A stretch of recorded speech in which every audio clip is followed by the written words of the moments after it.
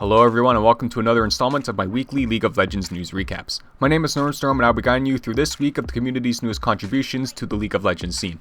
Again, this video will not cover the Pro Tournament results as they are their own video, but with that being said, let's dive right into it. Starting off with our public beta environment, we got the new Blood Moon content with skins for Diana, Twisted Fate, Jhin, and Talon for 1350 RP each, as well as a Wart skin and 5 new summon icons. It is also worth noting that the Sewn, Chaos, Blitzcrank, and Amumu skins were taken down. As well, we've got the implementation of the new rotating game mode, Hunt of the Blood Moon, where it's basically blind pick and assassin only with some other special rules. Basically, the first team to 300 points wins, and points are rewarded by killing enemy champions, enemy moon spirits which spawn in both sides of the jungle, and demon heralds which spawn in both river pits.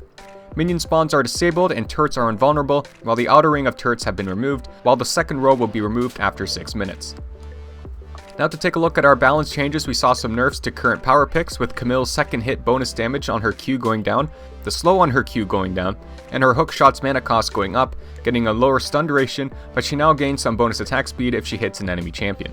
As for Jace, his hammer Q has a lower base damage, his acceleration gate has a higher mana cost, and the bonus AD ratio on his next basic attack after switching into hammer form has also gone down. Tristana's Q now has a longer duration, while Ivern's Trigger Seed is now always on a 10-second cooldown, and Daisy has less resistances. And for the rest of our balance changes, Rengar's Q has a smaller dash range, his Empowered W no longer grants him CC prevention, and his ultimate has a shorter duration. LeBlanc's passive does less damage early game, and Zara's Q has a slightly higher mana cost. Kha'Zix's Q has a lower base damage and AD ratio, while the isolation damage percentage went up a bit to compensate. As for his evolved Q, it has a less effective cooldown refund.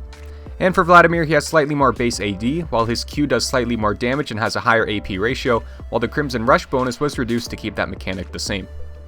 Now for our more sort of generic community news, entertainment company Lagardere Sports have signed with the Unicorns of Love, which is a company that usually sponsors and signs with European football teams, while streamer ArkaData put out a Twitlonger talking about Riot Games stripping him of his challenger rewards and denying him his jacket without telling him why, although it sounds like he already knows he's guilty of account sharing. And as for Voyboy, he has done a 24-hour charity stream to aid in suicide prevention and racking in over $31,000, so definitely some nice props to him.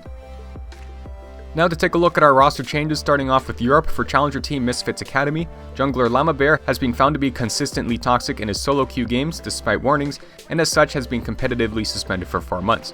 As such, jungler Kadir is taking his place. Kektz has joined Team LDLC, while Coach Hart has left LGD Gaming. And over in Turkey, mid laner Godbro has joined Crew Esports Club. For our second page of changes, top laner Atom and jungler Taikki have joined Team Aurora, while for Southern Latin American Team Legatum, substitute jungler Atom has replaced Tomax as the team's head coach. Now for our news on Riot or their live servers in general, the University of California collegiate team has been caught using a ringer for their AD carry, aka someone else playing on their account, meaning that the team has been disqualified from the uLoL campus series. Now it's time to take a look at this week's free champion rotation, where if you want to try Ashe, Bard, Caitlyn, LeBlanc, Maokai, Nasus, Nunu, Thresh, Zhao, or Ziggs, you can now try before you buy. And I'll say between now and Friday, February 3rd are the skins Pool Party Rek'Sai, Scarlet Hammer Poppy, Hyena Warwick, and Mercenary Katarina, as well as the champions Vi, Sewn, Ahri, and Sewn.